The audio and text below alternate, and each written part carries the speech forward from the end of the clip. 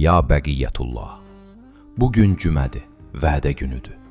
Minlərlə aşiqin könlünü oxşamaq, hər qocanın, gəncin arzusunu doğrultmaq günüdür. Hər kəsin arzusu sənin ruxsarını görməkdir. Kaş ki, aşiq durnalar kimi gecənin qaranlığında uçmaq mümkün olaydı. Kaş ki, könül səhrasında düyün çiçəklərini əkmək olaydı. Yaranış şövqü içində dəli könüllərlə yola gəlmək olaydı. Kaş ki, mehribanlığı həyat aşiqləri arasında qara buludlardan daha yuxarılardakı evlərin üzərində pərvaza gətirmək olaydı.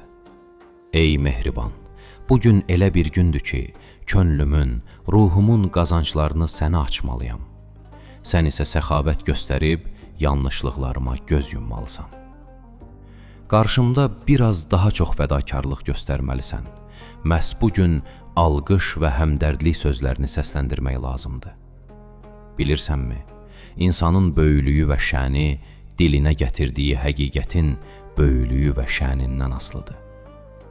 Əldə etdiyi baxış tərzindən, qavrama qabiliyyətindən, dilə gətirdiyi kömək gücündən asılıdır.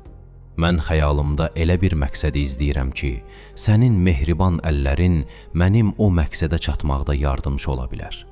İnanıram ki, sevgi və məhəbbətə dəyər verməyən belə bir ağrılı, rəhimsiz dünyada sözlərdən kömək almaqla ürəkdə qalan lətafətli ruhum qədər böyük, bizim dilə gətirmədiyimiz qəmlərimiz qədər ağır olan dərdləri açıqlamaq olar. Cüməniz mübarək.